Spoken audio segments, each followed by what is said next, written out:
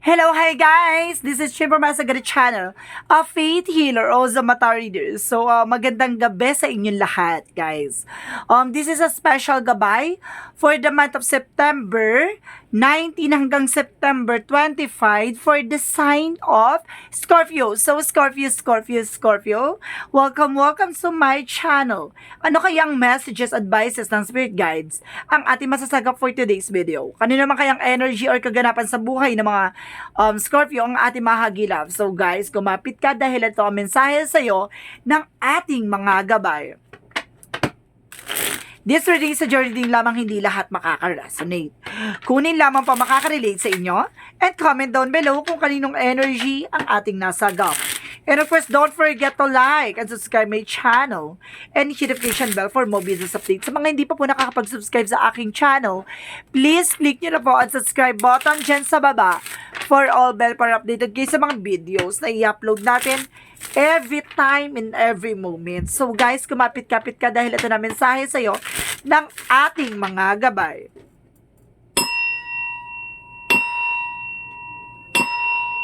Angel Spirit, anong gusto mo sabihin sa ating kakapatid na Scorpio? There is a judgment. There's a wake-up call. And of course, the Eight of Swords. Kailangan mo na makawala at makaalis din sa situation mo. Kumbaga, you're feeling entrapment.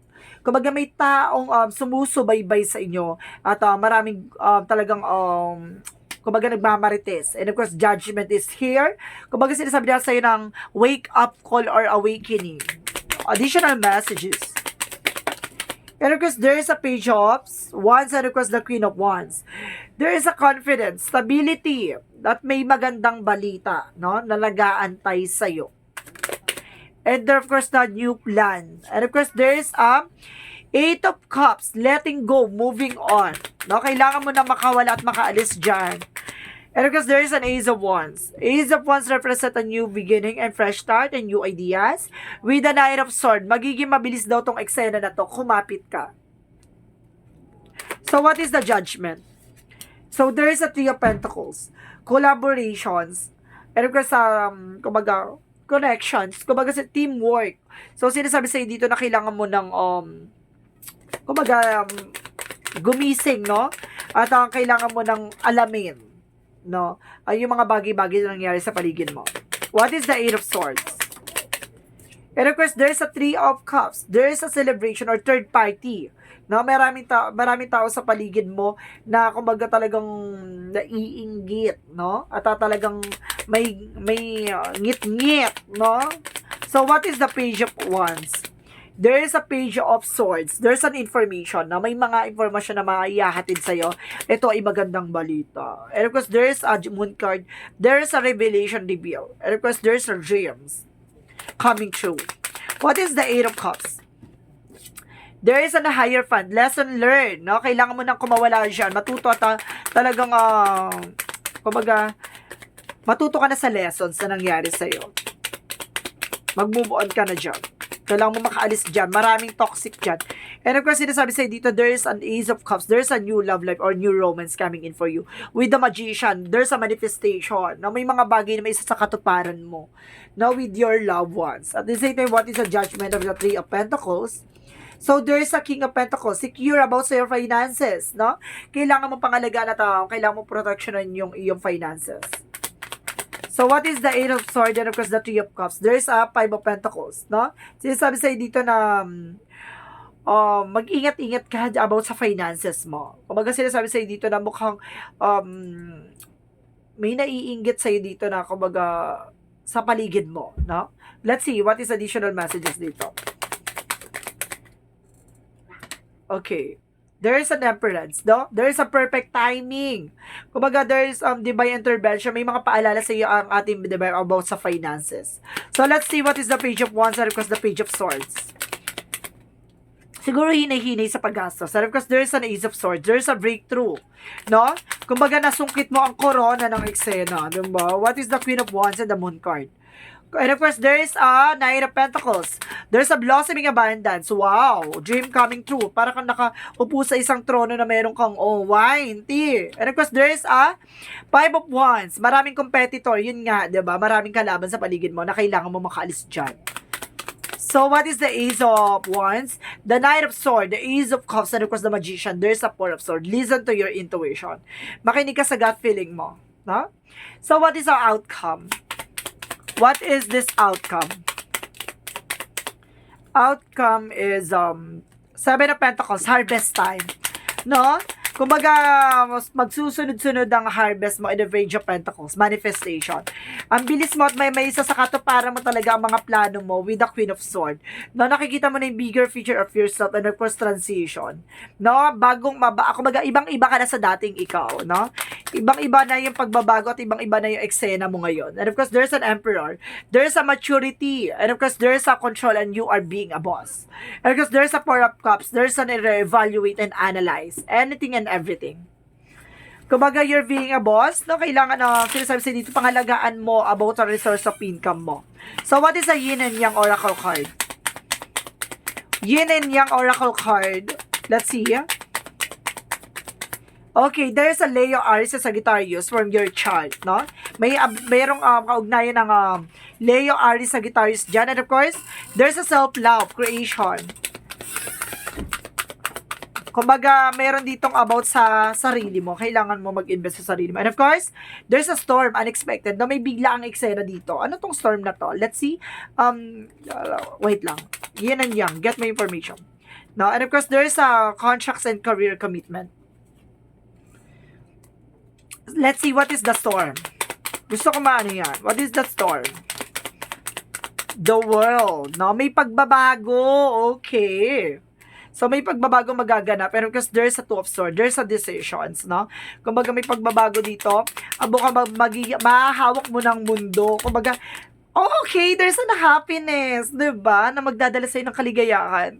Kumbaga, bigla mo ng unexpected na mahahawakan mo yung mundo. Diba? Na dating, kumbaga, ikaw yung pinaiikot ng mundo. Ngayon, ikaw na yung magpapaikot sa mundo. Parang ganon. Kumbaga, kontrolado mo na.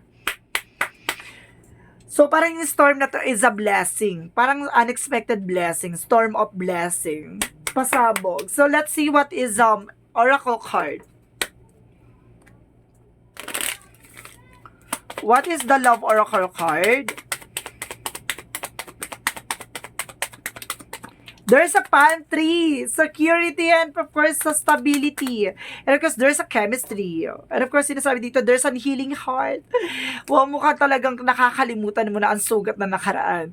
Mukhang pinahihilom na ang sugat ng pinagdaanan. And of course, a freedom from toxic relationship or toxic family. Diba, nakawala ka na sa mga toxicities. Pasabog! So, what is the energy? So, there is a door to romance. So, may pintuan talaga pagdating sa pag-ibig sa'yo, Mukhang pakikiligin at mamahalin ka. And of course, man, holding a heart. May taong may hawak ng puso mo. O ikaw yung may hawak ng puso niya. Charis! And of course, there is an appreciation. May mga bagay na kailangan mo i-appreciate. Maliit yan man yan, no? And of course, there is a caring connection. Talaga may pag-ibig talaga. No, caring connection. Talaga inaalagaan nyo ang isa't isa. Pasabog! So, let's see. What is additional messages? Then, of course, there's a school. Now, marami kayong natutunan, Marami kayong, kumbaga, nag-take down notes kayo talaga. And of course, there is a builder. Some of you talagang pinatibay at pinalakas kayo dito. Kumbaga, talagang mataas at malalim ang pundasyon yung dalawa. And of course, there is a teaching, no? Kumbaga, tinuturuan nyo yung isa't isa at nagkakaroon ka ng inspired, no? Nai-inspire nyo yung isa't isa. What is the Moonology? What is the Moonology? Conclusion or within reach? Tama yung hinala mo, tama yung pangamba mo. And of course, be bold and make the first move. Kailangan mong maging transparency at kailangan mong kumilos at gumalaw. At the same time, let's see what is additional messages.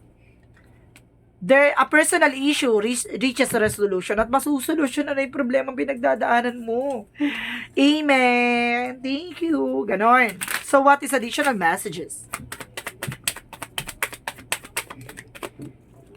There's a growth. Wow. There's an expansion. Palalawakin at palalakihin. And of course, there's an adversity, no? Kumbaga, may mga challenges tayo na, kumbaga, mas mainam na yung natutunan natin, no? About sa nakaraan. Ang ganda. Ang ganda na eksena mo dito, T. So, let's see what is additional messages. Angel spirit messages.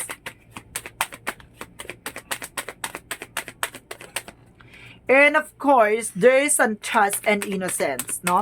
And of course, there is an honest, no? Kailangan mo maging totoo at tapat at kailangan mo maging, kumbaga, totoo, char. And of course, there is an autumn for harvest time, no? Kumbaga talagang ma-harvest mo what you deserve. Kung ano yung tinanim mo, makukuha mo na yan. And of course, there's an abundance coming your way. Magkakaroon ka na masaganang buhay. Because sa new waxing moon, kumbaga there's an inner self. Kumbaga nalaman mo na yung sekreto sa sarili mo. Ngayon natutuklasan mo na at lahat ng mga bagay ay may isa sa katuparan mo na. And there's a prophecy, no?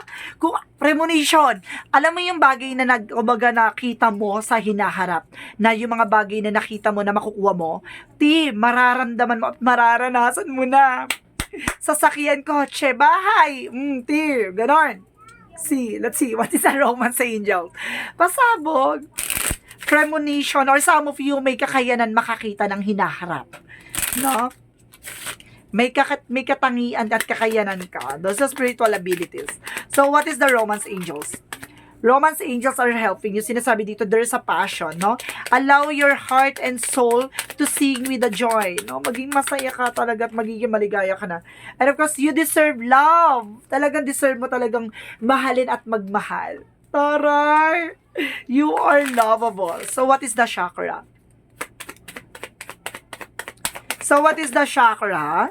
So, there's an impatient. So, some of you parang sa pasensya mo, kumbaga, mag-antay ka. Kumbaga, ito siguro, alam mo, ang Scorpio kasi is aggressive person.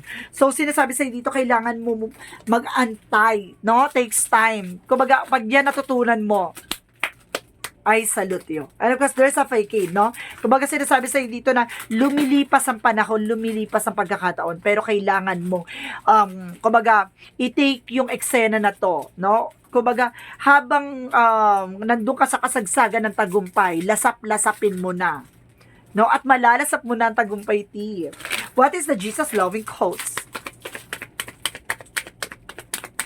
And Jesus loving quote said, if you have a faith if you have faith as a grain of mustard seed, you shall say unto this mountain, remove hence to the yonder place, and shall be removed. So see, magtiwala ka at kumbaga yung mga bagay na tinanim mo na binhi, no? At yung mga bagay na ay makukuha mo at maaani mo, no?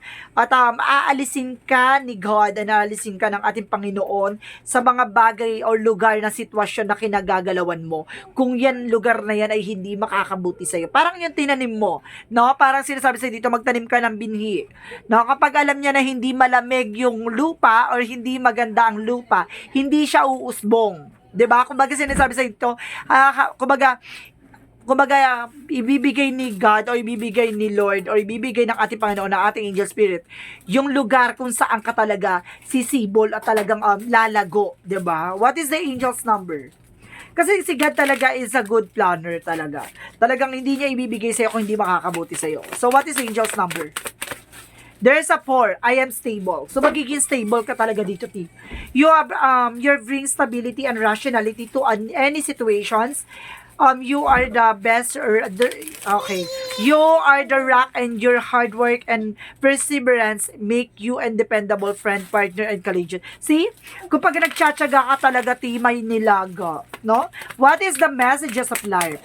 Ang message sa din ng buhay is a self-love. No? Pag minamahal mo na yung sarili mo, mas lalo ka nag-grow. So, let's see. Today, I love myself fully. I accept myself exactly as I am. I am able to recognize my own divinity and to appreciate the purity of my soul. I take time to take care of myself. I enjoy myself. I nourish myself. I am kind of myself. I am grateful for who I am. Yung pagtanggap, no? Yung pagmamahal sa sarili mo na yung mga bagay na nadidiscover mo sa sarili mo ay unti-unti mo nang nalalaman yung mga kahalagahan. Diba? Pasabog ka dito. This is special gabay for the month of September 19 hanggang September 25 for the sign of Scorpio. This reading is a general reading lamang, hindi lahat makaka-resonate.